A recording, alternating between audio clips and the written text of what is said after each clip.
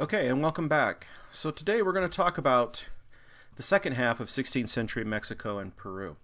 One of the things that's really remarkable about art in the 16th century in Mexico and Peru is that we do have this kind of revitalization of native culture that happens after the new laws. After the new laws are passed in 1542, we see people trying to reclaim their culture.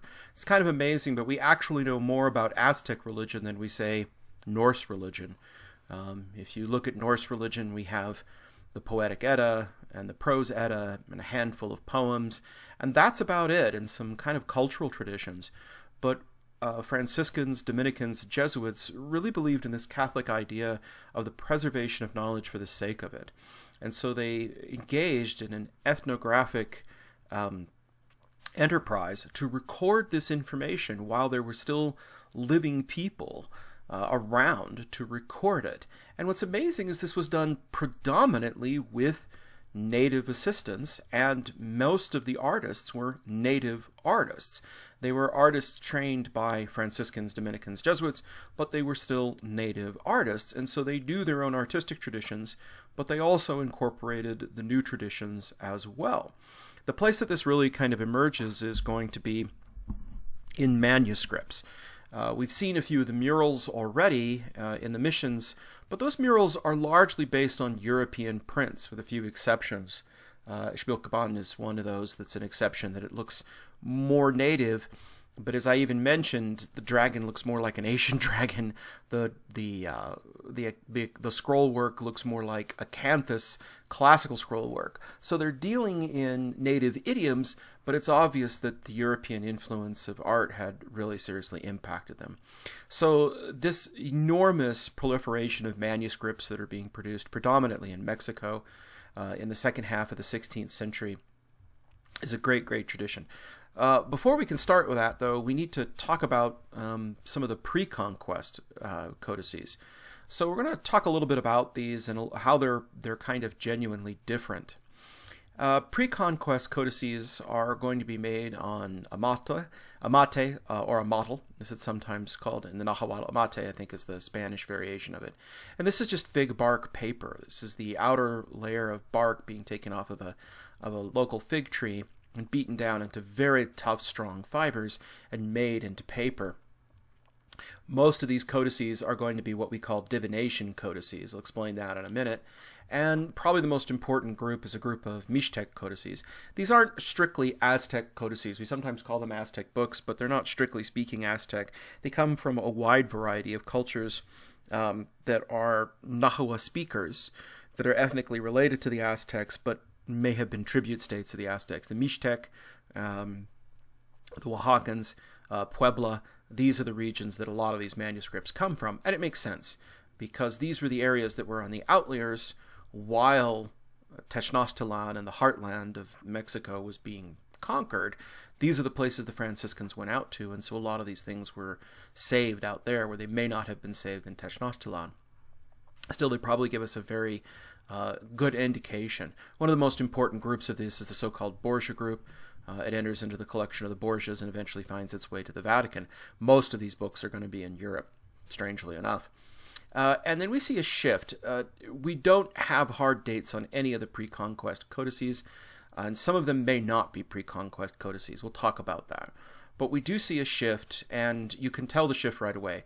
Basically, by the middle of the 16th century, 1550s or so, we start seeing these books. They start showing up on European paper.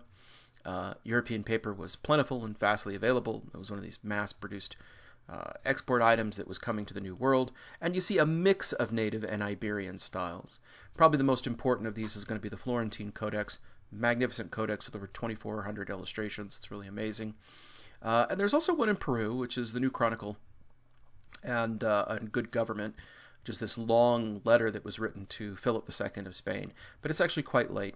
Most of these, again, are going to come from Mexico, and one or two from Peru.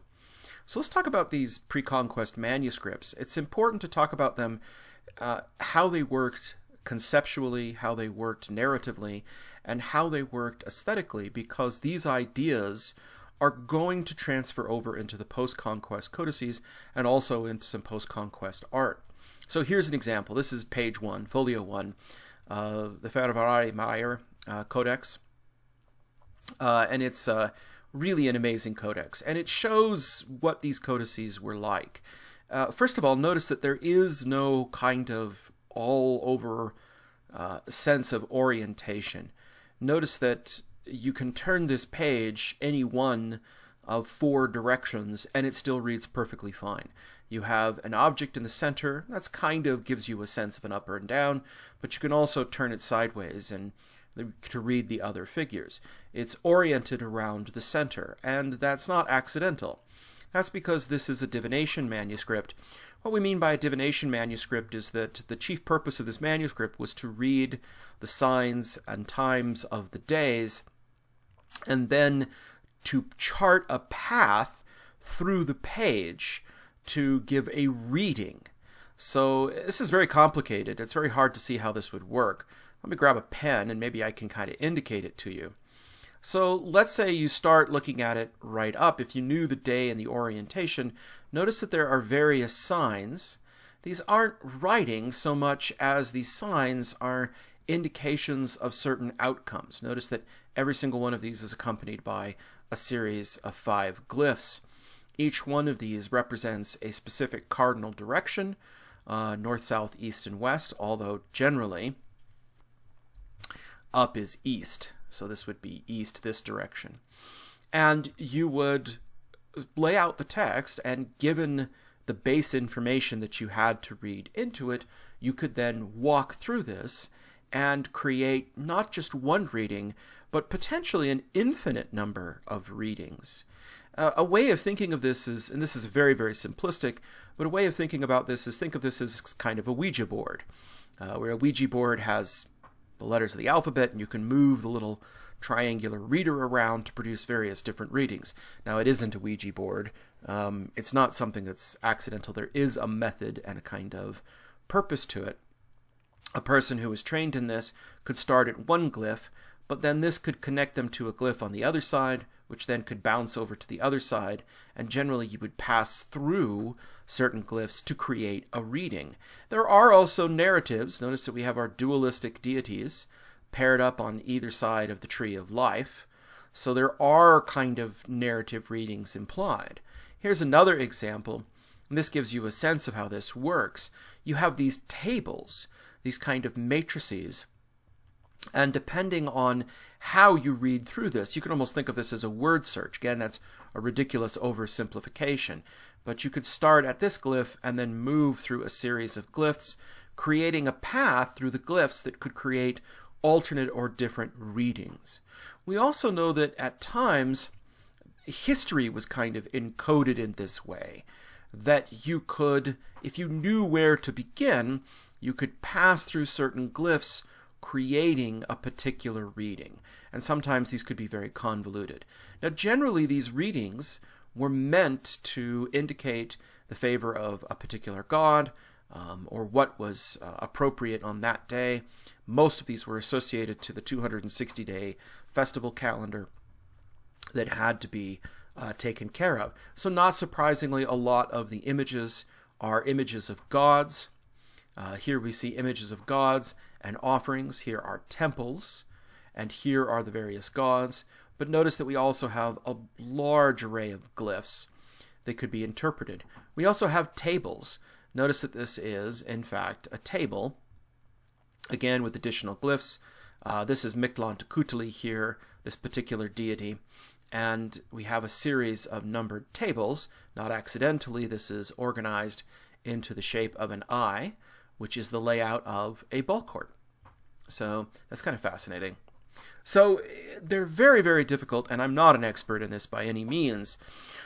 But Spaniards were kind of amazed that just opening up one of these manuscripts that one of these people who was trained in the Kalmakak, that was trained in this priestly caste, could actually produce several different readings. Now again, most of these are augury. Most of this is like reading the oracles, trying to figure out what's happening in the world, what to do on what specific days, what should be honored on what days, etc. But you can also tell stories. You can actually tell narratives and historical narratives. And so you can see in the Codex Borgia, we have what appears to be the layout of a temple precinct. So notice that we have a kind of boundary. We have a precinct with an interior and an exterior. Notice that this one, the tree and the two branches of it come from this side. We have a figure here. And notice that we have essentially different houses, almost like houses on a plaza. And these houses have different signs indicating what they are. And this is, again, this one is a divinatory diagram, but it looks very much like a whole collection of depictions of plazas.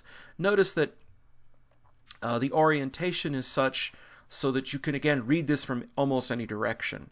Notice that it's laid out spatially, and there is this really unusual spatial understanding of the figures, of the space. So you could actually see start in one location, move through the center, and move to another location to tell a specific story.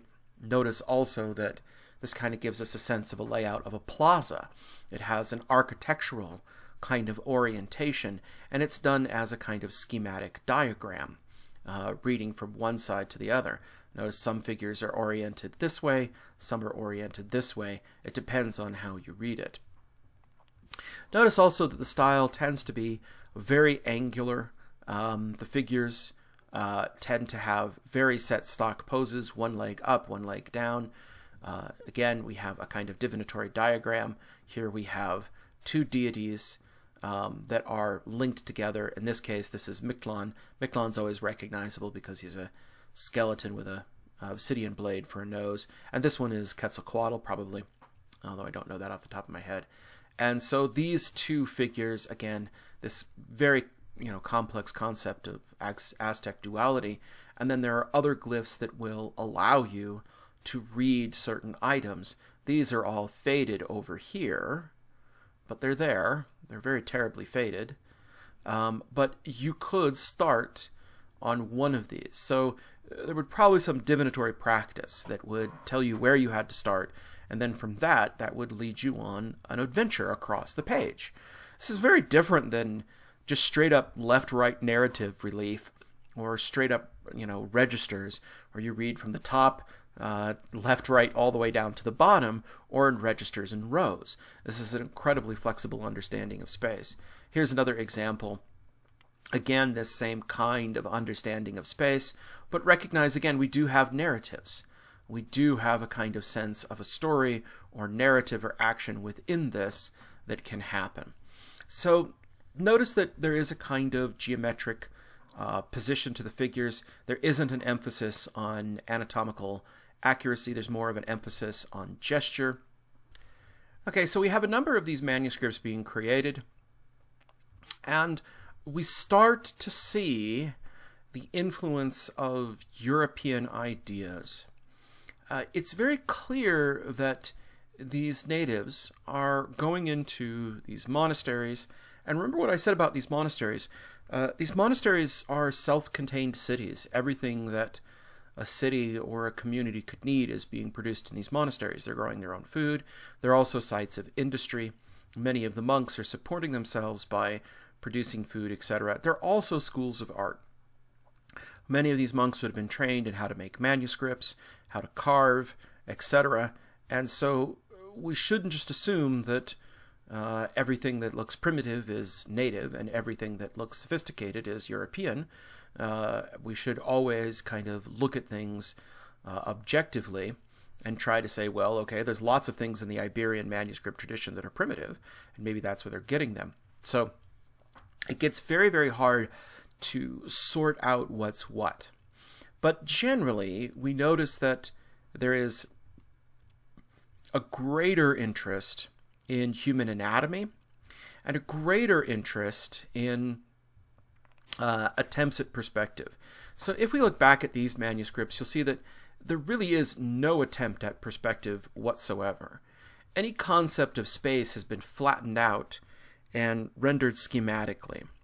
But right off the bat, you can see that When we get to some of these codices, you see that there's a rounding of the form.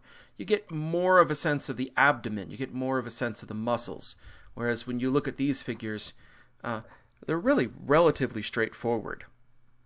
You know, these guys have some pretty flat, unarticulated anatomies, at least. And then suddenly we start to see a little greater interest in anatomy. But notice the details. This person is wearing a god suit. They're carrying a machahuitl. This one carries a shield. This is obviously one of our gladiators. See that he's tied to a stone. So this is a form of gladiatorial sacrifice being represented here. And you'll also notice that in the details, the treatment of, say, vegetation or drapery, we'll see details that are much more in line with the native tradition. So let me give you an example. So as we walk through this and we see scenes, notice that we have two people being carried, we have a person being carried on a litter, and you can see the pole on the opposite side, a kind of sense of perspective. The most obvious places we see this isometric perspective in temples and in buildings, people on inside. Here you see this very kind of primitive isometric perspective. This is very indicative of Iberian manuscripts.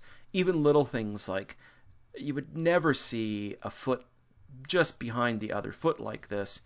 They would, greatly simplify that in the native tradition. Still, there's an awful lot of nativism here coming through. I love anything that indicates sound, speech, breath. It's going to be these wonderful little scrolls that come out that indicate either lamentation or crying or discussion of some kind. So, or talking. Also notice that the details on the headdresses, the textiles, also details of some of the totems and scepters and objects that accompany these figures, they're all going to be very, very much native. It's not that all of the native concepts disappear, however.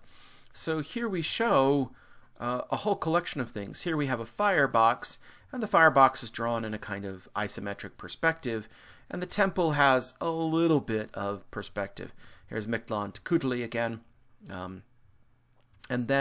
But notice that here when we have people in a ball court, the ball court is shown from a perspective from directly above, while the figures are shown straight. This is much more like that schematic diagram. So we see a mixture of concepts here. They're a lot more concerned with things like the articulation of the calf, articulation of anatomy. It's still pretty primitive, but it's primitive in the Iberian way. It's not primitive in the native way. Same thing here, lots of different examples. Again, when we see these figures, they're obviously meant to be in a gathering, and we can see things like the drum or the incense stand, this little box this person is sitting on, this little drum stand, have gestures towards perspective, but other things are represented very, very flat. So what can we trust out of these manuscripts? That is, what can we say is definitively native? Generally, when we start looking at iconography, symbolism, little details like that, that's definitely native. And when we see this overall schematic approach, that appears to be native too. Although, if you remember the lecture on Iberian manuscripts, those wonderful Beatus commentaries that showed the celestial Jerusalem, the New Jerusalem, they also show that kind of laid out flat schematic. It's really intriguing. So let's go something like the first page of the Mendoza Codex, the Codex Mendoza. This shows the founding of Tenochtitlan. What I love about this is that in many of these cases now, they will use both the native writing and the Spanish. So here you have the Spanish written, but above the Spanish is the glyph of the city of Tenochtitlan itself. These are the various different rulers. These are the Tlateones of the Mexica people, and you'll notice that they are connected by a thread. They are all seated under their tilmas, under their cloaks. Some of them have little speech scrolls, but they are attached by a thread to their glyph, which is the glyph that gives their name. Okay, and they're pretty straightforward, literal in this case. You can even see here we have a kind of abbreviated Zompantali to indicate that this is the place of sacrifice. So here we see a very schematized representation of Tenochtitlan. Tenochtitlan was a city broken into 4 quadrants, and so they're showing these canals in the city with the lake around it, with the story of the eagle landing on the cactus in the middle. Various different houses are established, and various different nobles are established as well with their toponyms, or their patronyms, their names that are indicated by these glyphs. When we take a look at the next page, we have a similar scene that's depicted, but in this case we actually show the toppling of buildings here. So here we have the toppling of buildings, and notice that we have these glyphs here. We'll talk more about those in a bit. It's this very characteristic shape. It looks like a kind of strange hat, but it looks like this, and it's right there. And this actually is the glyph for place. This is a tepek. This is a hill. And anytime you see a hill like this, it indicates a region, not necessarily a city. Cities are almost always shown by temples, like this. So this is the glyph representing a city, and this is the glyph representing a hill, or more commonly, a people. So this one is showing various conquests in advance of the destruction of Tenochtitlan.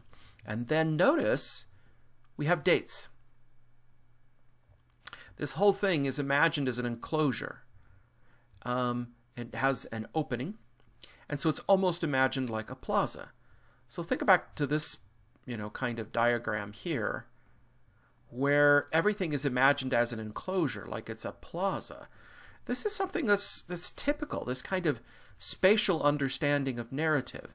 So even though we have a discussion here that's fundamentally about the conquest and the establishment of Tenochtitlan on Lake Texcoco, it is included in an enclosure. And inside this enclosure are little houses, but the houses are dates. Notice that they have the numbers, and then they have the symbols representing the various dates. So this is almost like this narrative is included in a plaza that represents this kind of house of time. This is a very kind of interesting idea. It's a really interesting way to conceive of time. Time is conceived spatially, not linearly, in these manuscripts. Here is another example, and this one shows the conquests of Ashayacatl. Ashayacatl is the father of Moctezuma II. And so here we see the Templo Mayor. There's the Templo Mayor, and you can see it's gathered there. And then here you have these hills, and then here you have toppled temples. And so the toppled temples or cities are conquests, and each one of these is attached to a toponym. Not every of the toponym is attached to a hill. Some are attached to forests or river crossings to indicate certain positions. And you can see how these have fire and water. These are these little scrolls representing water or noise coming out of it. This is this principle of Adal-Klashnoli. This is this concept of war or conquest that comes out of it. And so here is Ashayacatl, and here he is with his glyph, which shows this torrent of water and shells coming off of his face, which is a kind of interpretation of his name. We have various different toponyms that are included in the Codex Mendoza that give all kinds of locations. Again, here is these hills, these tepeks, and you can say this is Poshtepek, and so this is the kind of speaking hill. And then you get all of these other examples. There's that Zompantli again, indicating sacred spaces. The Codex Mendoza and most of these early codexes are really kind of interesting documents. They're histories, but they're not histories in any kind of sense that any European would recognize. Again, it was very hard for a European to read these. We should think of these more as mnemonic devices for people who were trained court historians and oral historians who could then look at these, and then by looking at these and knowing how to read them, could connect the glyphs in the correct and knowing way. There is a kind of movement towards a kind of left to right, top to bottom organization, as we see in European context, but not fully. It also shows the fascinations of the Aztecs, that what they're really concerned about is evidence of their magnificence. So we have page after page of tribute items. These are god suits, cloths, objects, things that they received from. So down here we have a series of toponyms that indicate these objects and what was given and what was rendered in tribute. Here you can see another tribute page. I hope you couldn't hear that. My email just timed in, but oh well. We're still working through technical details. Here you can see the variety of textiles given, the variety of forms given, jade beads, objects, feathers, particularly quetzal feathers, all of this in great abundance. We also have representations of the Kalmakak itself, individual priestly orders and warrior orders. Warriors and priests are the same category, so it's very important to know who they are. Here they are showing scenes of subjugation of the various peoples, and then here are all the various different classes of warriors and priests that exist. There's pages of these. So this is not anything that anybody would recognize as a history in any kind of European context. It gives a sense of the history, but it's much more concerned with social order. It's much more concerned with this concept of tribute, who conquered what. It's more what we would call a king's list. That is very similar to these Near Eastern lists of who was in authority and where did they derive their authority and the demonstration of their authority. Still, we have some wonderful little things. We have stories or little narratives that come about. And here we see scenes of narratives where, again, you have multiple buildings. Here indicates a place. And then you have feet that indicate motion or travel towards, and then individual numbers indicating specific dates. Here we have what appears to be a marriage ceremony. So here you have a person, their two cloaks being tied not together. So a male and a female being tied. Notice this is happening inside of a house. And we have men who are traditionally drawn with their knees drawn up to their chest, sitting on their bottoms, and women kneeling, which is the traditional gesture of women kneeling. But the multiple poses here, again, indicate a variety of ideas. So here we have a whole collection of ceremonies that are being depicted. And again, you can get a sense of the motion or the action of what happens first by the direction of the footprints. It's the footprints that tells you to go. So we would read this top to bottom like this, but they wouldn't necessarily. They'd find this place and then find their way through it. We are seeing that they are really experimenting with European ideas of space and where it fit in. They were very much interested in. This is a picture from the Codex Mendoza showing Moctezuma. And so there is Moctezuma, and Moctezuma is sitting in his palace. Notice that we have this attempt at a kind of perspective. And then we have other individuals in the palace. We also have this kind of communication, of indication of motion happening. So there's a wonderful blending, and considering how much of the native style is present, it doesn't seem that this was forced on the native artists. Why some of these manuscripts are recorded or why they're not recorded is something of a mystery. We really don't know in most cases. These things find their way into collections. It seems that they were recorded by, in some cases, natives or individuals to record the history as we move through them. Some of them are a little bit more specific. The Florentine Codex, we know that this was an attempt by Bernardino Sahagún to record this information, and that he worked on it for over 50 years. But that doesn't seem to have been an attempt to force natives into the European tradition. Still, they're being taught by monks. Monks have certain preferences. monks come out of a certain tradition, so it's clear that the monks are going to teach them how to do it the way they taught them to do it. But considering all of the things like the scrolls, some of the more schematic spatial understandings of narrative, these things don't seem to be coming out of anywhere other than the native tradition. And certainly the toponyms and the glyphs are not coming out of any European tradition. So there doesn't seem to be any attempt to force a particular worldview, and we have to consider that maybe these artists just had there's a couple of ways to explain this blending. One is there is a real deliberate break with the past. One is that there is this hard break with the past that prevents people from remembering the past, and so they're just going to follow the training that they have, and the training they have is going to come from the monks who are of European tradition. So that's it, and there's nothing sinister about it. That's just the way it worked, and you're going to go with what you know, and if what you know is what was trained to you by monks. I don't know that that's enough. There's evidence of a pretty hard break and a pretty hard suppression, but when we look at these, there's enough native elements that we can't say for certain that these are all gone, that these are, lost. And so I think another way of thinking about it is that these are probably native artists who had their own traditions. They were taught by monks, and they saw these really cool things like isometric perspective and said, hey, let's give that a shot. I think that there is, we sometimes, we have this tendency in art history to say, oh, new power comes in, they force people to conform to their idea. And that doesn't give any agency to the natives, and I think that's a shame. I think the evidence is equally strong that the natives got exposed to this stuff and said, wow, that's cool, let's take that. Because why would you have the blending?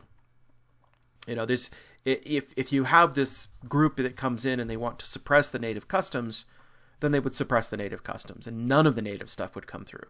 But so much native stuff comes through that you have to say, okay, so why are we seeing this? And it seems that they're actually liking and enjoying this new kind of dynamic style, particularly more dynamic in human anatomy, and the introduction of things like isometric or perspective. This one's a fascinating example because this is the traditional kind of way you show a house, absolutely flat schematic. You can see that it's being used as a glyph. These are glyphs identifying these characters here as being associated with particular temples or households, and then this is an actual picture of a temple itself, and it's done in isometric. So you can see that there is this blending. This one's an example. We have isometric examples, but then notice that we have this edge here, and this is a kind of flat schematic space. This is from the Azcatlan Codex, and this is one of the first attempts to actually show the history and the migrations of the Aztec people. And it's interesting because it shows this blend typically well. It reads from left to right, and that's a kind of a change, and it's pretty consistent in that change. Here we have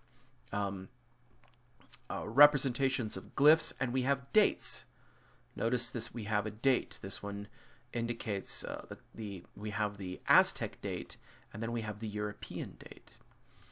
But the action in this one is almost generally left to right.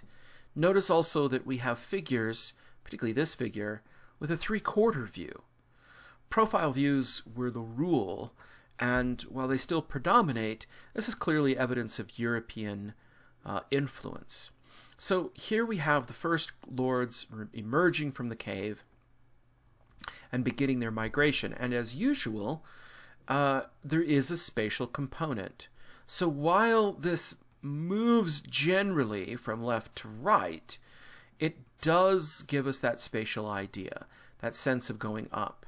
And as we move through, we see the dates. Here we have the dates in both European and Aztec format, and you can see the footprints. The footprints will cross over here, the individual will cross back, and then interact with this space, but then eventually move on. So it's not entirely left to right like a Christian European narrative, but it's close. So here we see, again, some of these wonderful movements, and I love how every significant date is listed out, every month and time.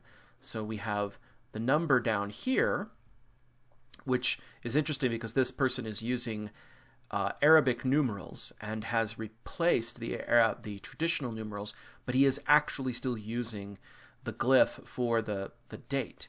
And then we have another date on top of that, giving all of the migrations and even kind of indications of how you should move from this, traveling from various locations and still having this kind of spatial understanding as we move to the other side.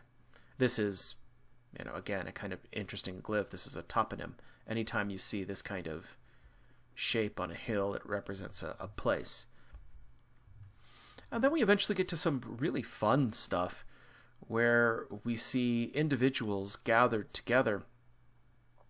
This is Tlatoani, and this is his glyph that is incorporated into his headdress. But here we have this isometric kind of more European-looking aspect. And then notice this is our glyph again. These are those tepecs. These are those hills. These represent places. But the places are slightly overlapping each other. And so these are the extent of dominion. And so these represent regions that have come under the dominion. So the glyph stands out there. And so we have a whole series of these portraits of kings. And their figures are laid out almost like registers. So, but we still have overlapping perspective, the sense of this kind of interesting space. But the imagery, and this one here is Moctezuma. So that's the glyph for Moctezuma. That's his crown. That's his particular glyph there. And this shows all of the particular conquests, the hills, the regions that he conquered, and the glyphs. And then the pyramid is thrown in there as well. These are the crowns that he has taken. And all of these end up being listed from one side to the other.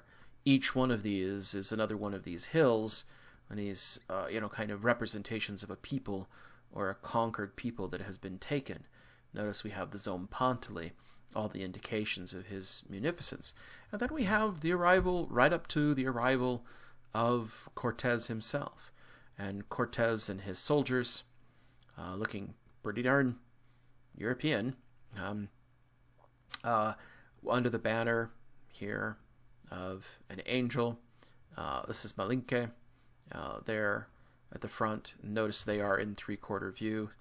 And then we have the path on which they travel, and eventually, ultimately, their arrival into Tenochtitlan, and also the eventual, conquest and collapse and that happens. So here we see this is the fall of Moctezuma here as he's wounded. One of the more interesting manuscripts, it's really beautiful, is the Historia Tolteca Chichimeca. This one actually tells the story of the Chichimeca peoples who are related, but the symbols are, again, very, very close to the Aztec. This is Chicomostoc, but it's also called Coalacatepec, which is another one of these names.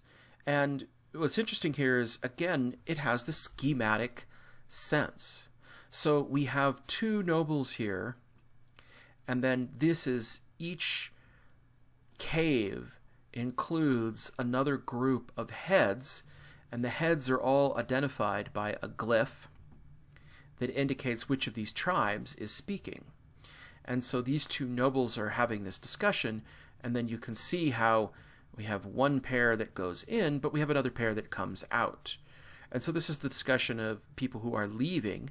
And notice we have these little glyphs that are hills, this one issuing out forth water, which gives an indication of another place. This one is a very famous cave, and this one, the hill, always has this kind of curly-Q top, which indicates this is Chicomostoc. So we have this spatial narrative that exists with glyphs that give us a sense. This is the second Exodus. This is them emerging from Chicomostoc and the Mexica beginning their, well, not the Mexica, in this case, the Chichimeca. But it's very, very similar to the story of the Mexica. In fact, they're all related. Here we see another one of these. Now, this one is really fascinating because If you go back, notice these glyphs. Notice that you have this hill-like shape, and it has a kind of little divot on the bottom.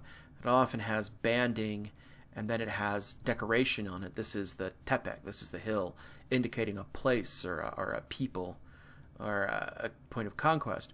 And so here we have the foundation of Cholula.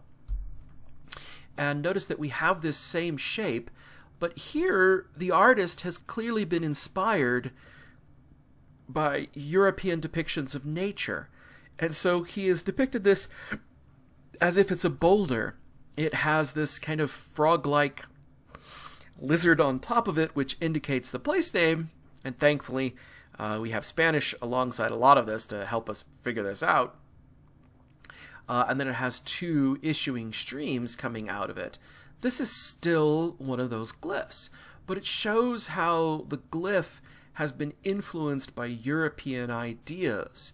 That is, there's a translation that's happening here in the mind of the artist. The artist is aware that this is our symbol for a hill or a rock or landscape, but I can inflect this with the European style. And it still retains the vestige of the glyph.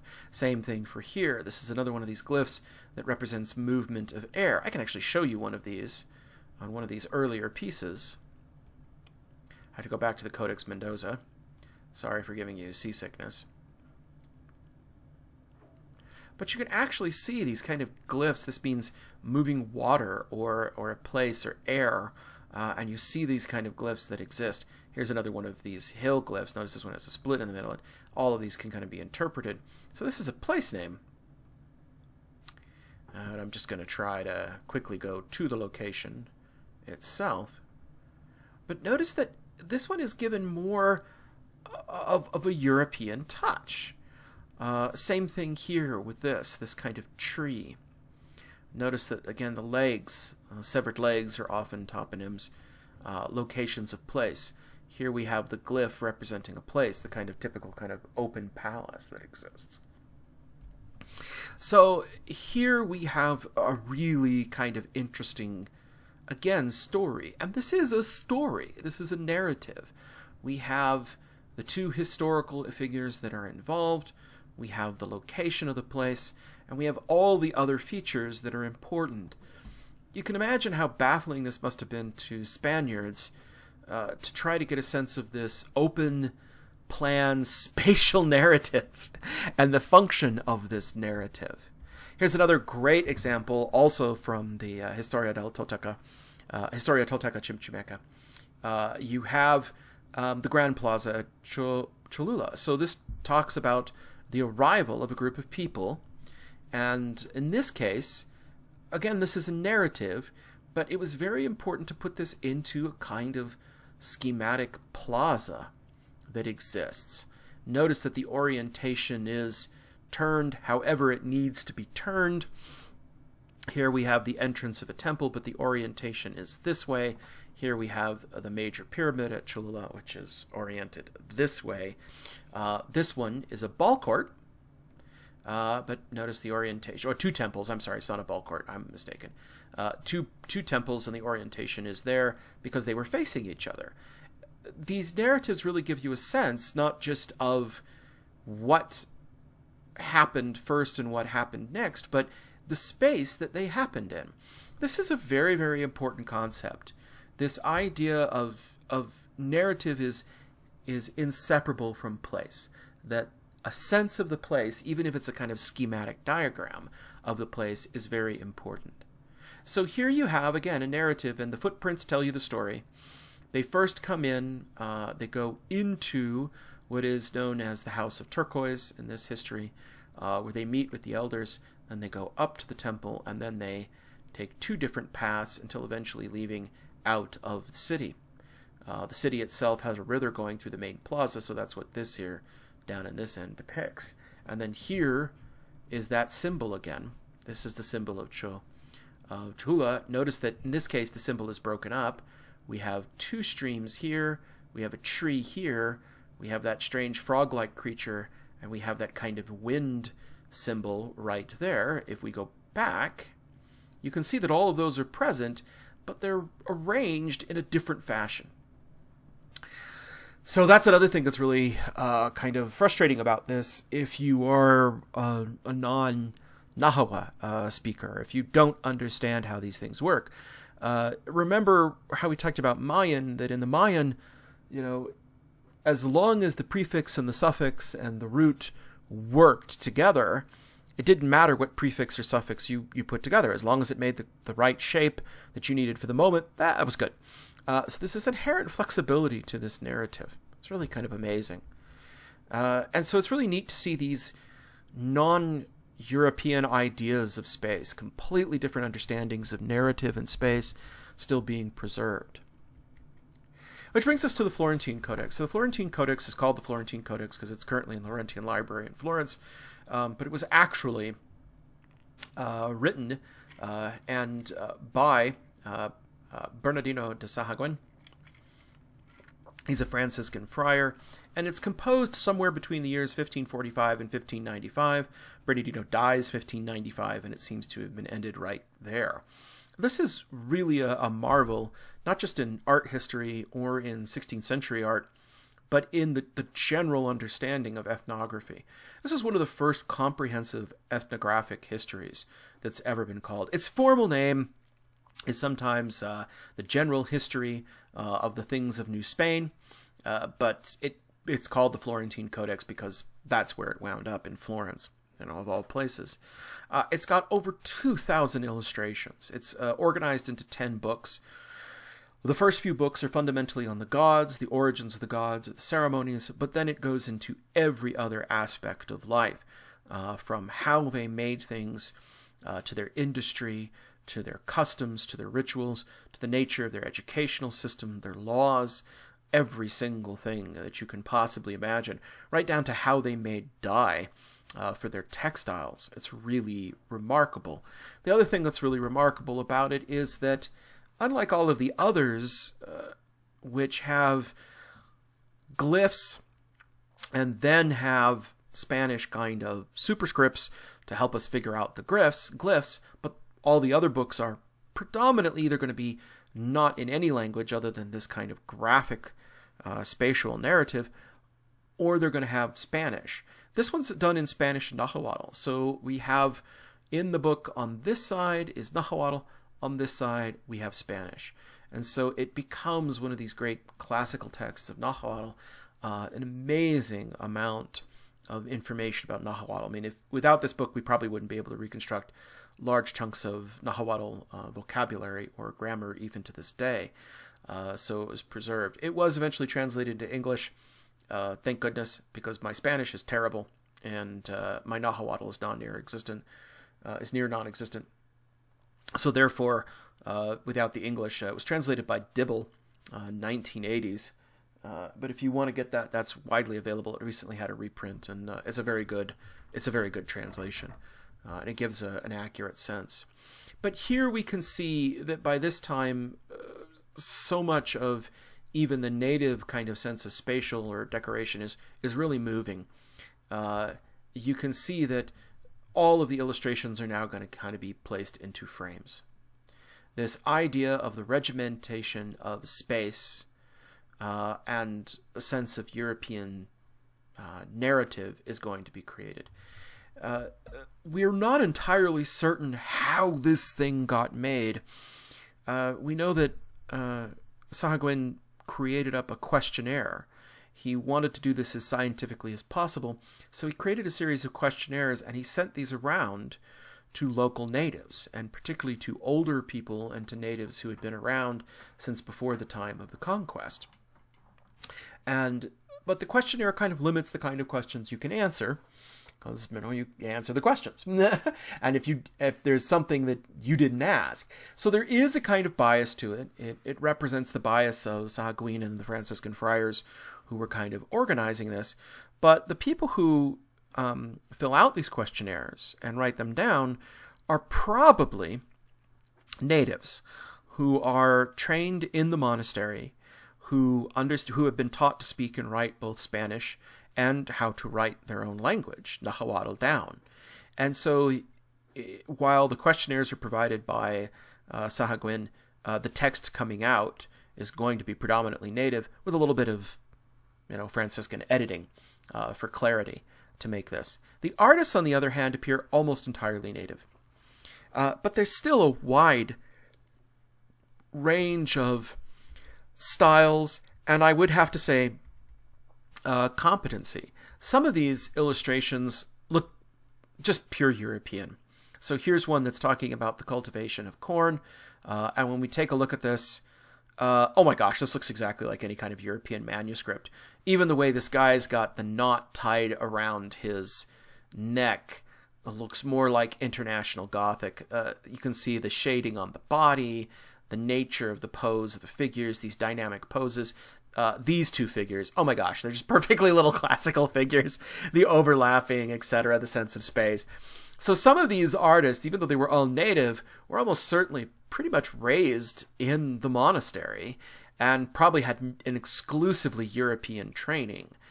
Others, you can see again, I love this. This is a little classical column and a little arch. It pops up there, Here you can see all of this kind of classical architecture here. Here's another person. Classical architecture back here. This guy has a very dynamic pose, wonderful drapery. That's all very, very conventionally European. But look how they've laid out everything else here. So here is the discussion of feather production, and even though we have these, you can see the perspective in the background, see the perspective on the tiles, the person has chosen to depict the actual objects laid out flat in the more schematic Aztec way. Here's many different industries that you can see, and again, with the perspective, the overlapping, etc., this looks very, very European. So we're seeing a predominant move towards European styles, and that's pretty obvious, and it makes sense.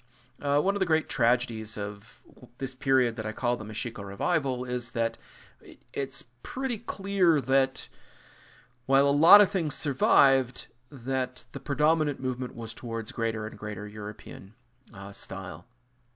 And you can see this transition.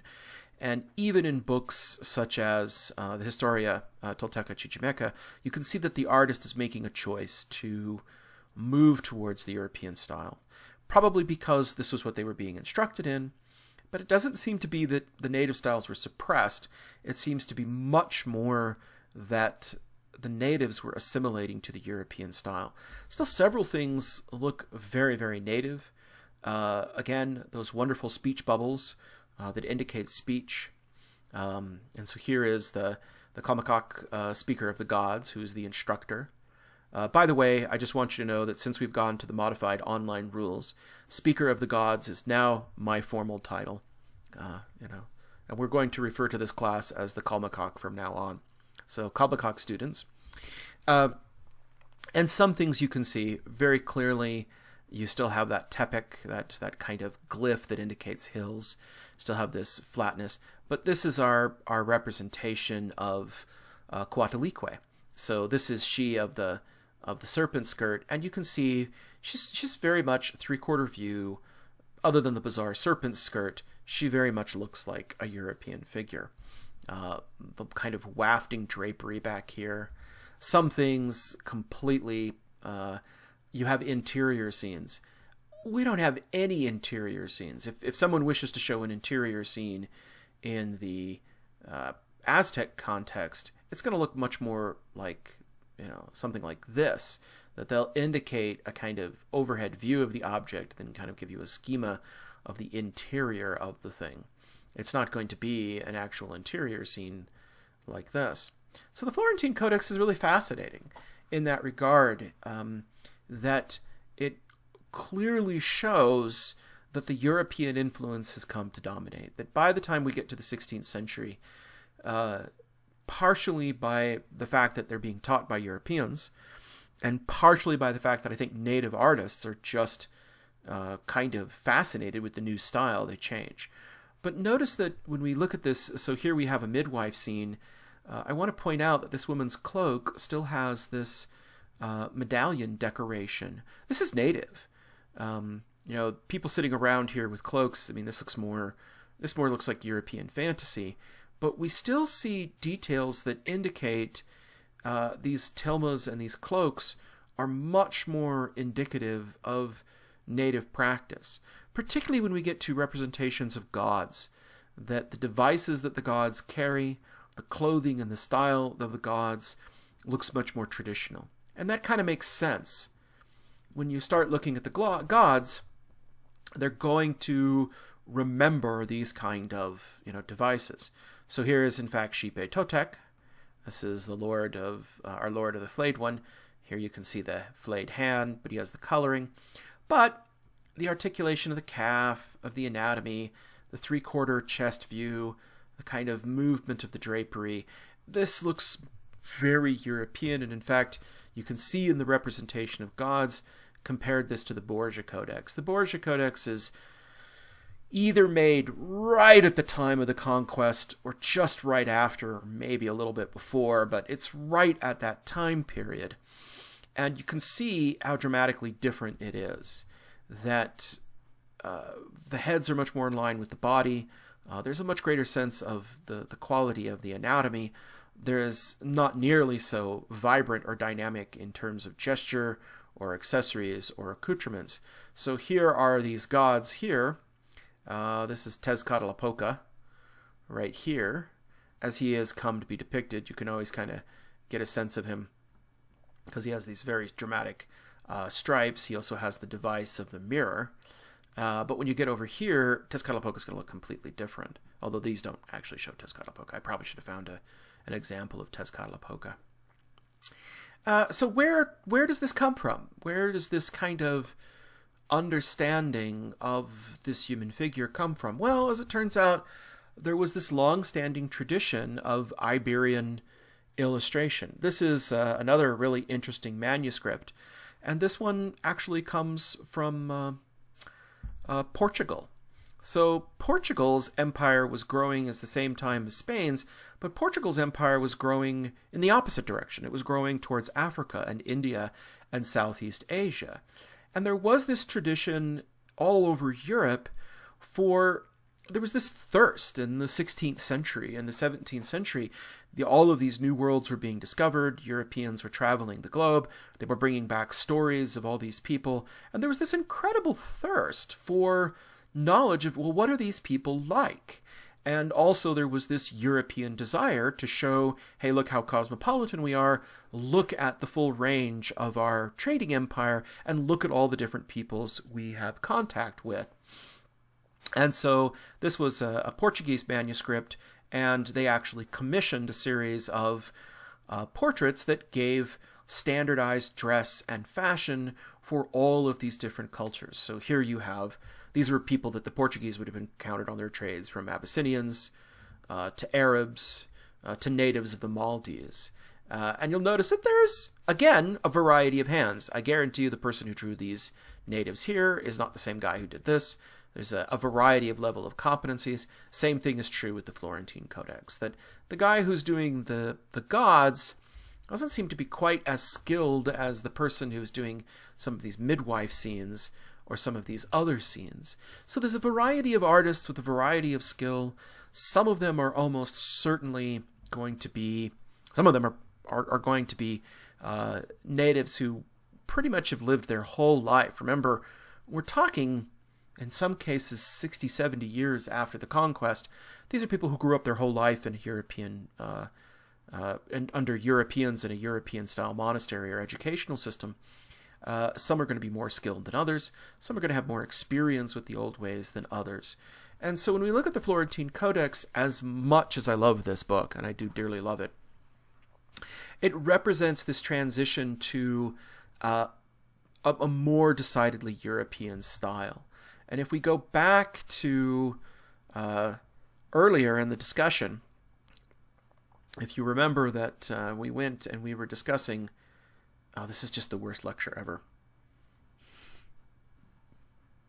Here we go. So remember we were talking about Ishmael-Qapan. Ishmael-Qapan had these wonderful mural scenes that were very much in a native vein. That is, that they attempted to show warriors from the pre-conquest period, and they attempted to show themes of the pre-conquest period with speech scrolls that you can see here, and with vegetation and with strange magical creatures, etc. But while the vocabulary here is, at least in concept, is going to be native, the execution is purely European. These are not the way Shukawattles or fire serpents are represented by Aztecs. This is a European style of dragon. Or actually, it's a kind of European take on a Chinese style of dragon. These speech scrolls do not look like speech scrolls from more native sources. The figures do not look like figures. And this is one of the sad realities that, and this one dates to about the same time as the composition of the Florence Codex. So what we're looking at here is a style that, sadly, is about 85-90% European. And we're seeing a real cultural loss. I think a lot of my fellow scholars really, really do not appreciate the incredible cultural loss that happened, that partially by suppression, but I think more just by assimilation, just more by them preferring the new style. We see a real loss of cultural continuity, and that I think, I'm going to be honest here, I think most of the so-called primitivism we see in the 16th century is not a product of native survival. It's a product of either artistic incompetence or it's a product of Iberian primitivism that got imported over. There doesn't seem to be a great preservation of some of these things. But some things, subtle things, things that the Europeans had no equivalent for, those are going to survive. Specifically,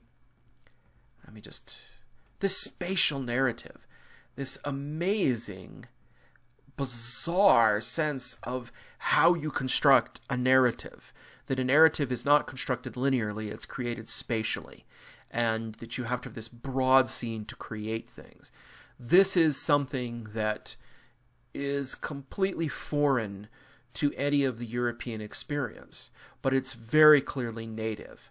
And so some subtle things like how they organize pictures in space, how they structure things, those are going to survive. And I think that anything that the Europeans kind of have an equivalent for, that's going to win out. So if we're talking about figure depiction, the depiction of a human figure, Europeans had a huge tradition with human figures, and those are going to win out. Human figure depictions, architecture, interior scenes. Again, anything where the Europeans have a very strong tradition, that's going to win out. But anything where they don't have a strong tradition, such as these toponyms, or this spatial understanding, or particular motifs that the Europeans have no equivalent for, those will survive. So I really think we need to think of this Mexica revival, this 16th century revival, as a mostly European phenomenon that is peppered throughout with some rather surprising survivals. So it's not that I don't think there is pre-Columbian survival, there is, but it's a lot. People are always looking for stylistic survivals. They're always looking for things that are stylistically the same as the past. And I don't think that's true. I think stylistically it's mostly European. I think what's really interesting, even when you have something that's preserved, such as this beautiful glyph for the city of, I'm sorry, this is just not working out well today. Even when you have something like this beautiful glyph for the city of Cholula, you can see that it's conceptually native. It is conceptually native, but it's stylistically European. The European style wins out. And again, I think it's because these native artists are only being trained in in European styles. And it's also because I think they liked it. I think they gravitated to it. It was a level of expression they'd never seen before, and so they gravitated to it. But the things that survive, the big things that survive, aren't stylistic, they're conceptual. This conceptual understanding of space, Anything that the Europeans have no tradition for, these amazing conceptual space, those suckers are going to survive. That stuff is going to survive. And we'll see that later, particularly when we get to painting. So getting back to this kind of European fascination with foreigners, it's really what the Florentine Codex, at least the style of the depictions. Now, it's much more, when you read the text is really incredibly evocative of imagery, but at least in terms of the art style, is going to be predominantly European. Another example that you can see this kind of fascination, not only in this, in the Casanatense Codex, but this example. So this is the cotext Shotili. Jeez, I'm losing my mind. Ishtili Shotili. Oh, jeez. Yeah, Nahuatl is tough. But this is another example. This is a text, and it has these full-size portraits of figures. And what's fascinating about these is, again, there's no native tradition for a full-size portrait. I don't even know if there's a native tradition of the concept of a portrait itself. That they did make images of rulers, but those images are very, very stylized and are more concerned with the recognition of his authority. I'm going to make y'all seasick by zipping back here to the Mendoza Codex. So when we look at the Mendoza Codex, for example, when we look at these figures, when we look at these individuals, they all look the same. This can't be said to be a portrait of Ashayacatl in any meaningful way. Rather, it's a symbol of him, and what was important was his conquests, what he provided to the community. It could not be regarded as a portrait. They simply didn't have any tradition for a full-figure portrait in anything like the European tradition. Okay, get out your Dramamine. We're going to go way back, and boom. And then we get to this. Then we get to this thing where you have these amazing portraits. Again, the anatomy on the knees, the hips, the thighs, all of that. This is European in tradition. But the objects that they hold, the patterns on the cloth, the headdresses, these are all accurate because, again, there's no equivalency. These little things here on the calves would have been made out of featherwork, golden featherwork. So that's a fashion style I think we need to bring back. I mean, everybody needs kind of calf warmers. Fantastic stuff. I mean, I love this, but this is purely European down here. So, and this was an attempt to show these figures as great, as heroic. One has to at least credit this, that there is this attempt to ennoble the people, to show them as dynamic, powerful, heroic, but very much Europeanized, classicalized. This isn't all that different. I mean, if you look at contemporary prints, 16th and 17th century, of things like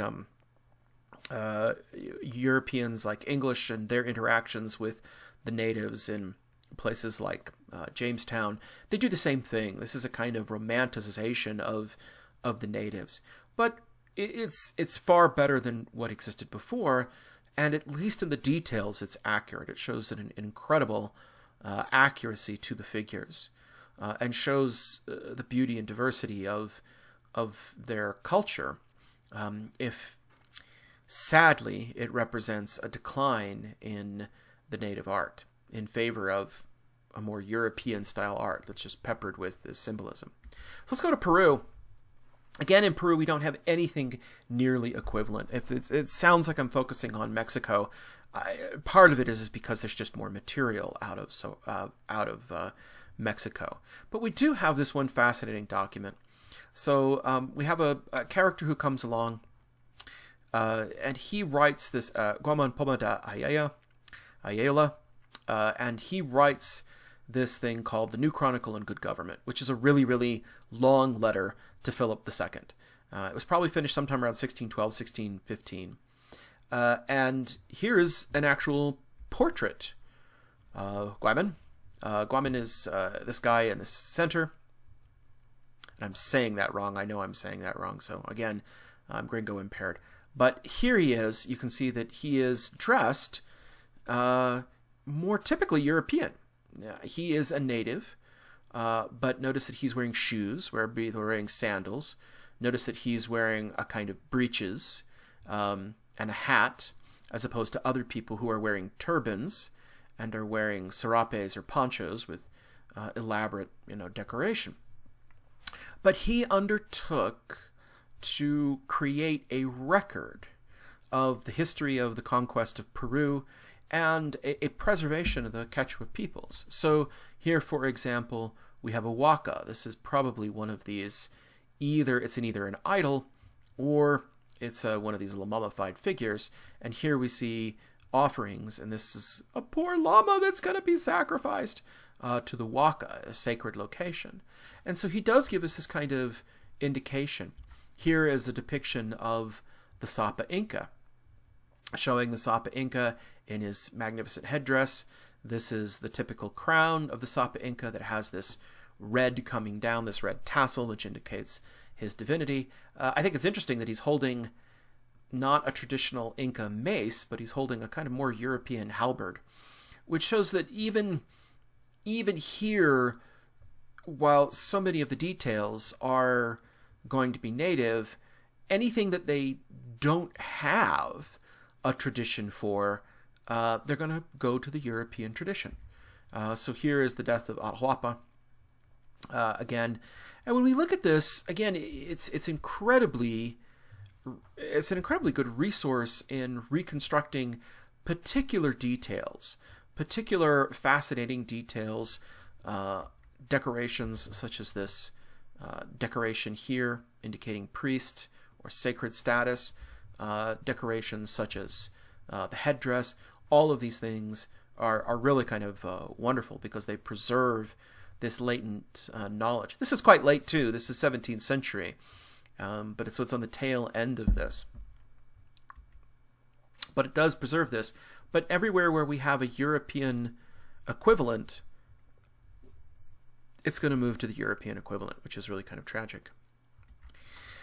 We also have some other things from the late 16th century that indicate there's a very, very rich artistic tradition and a preservation of feather works.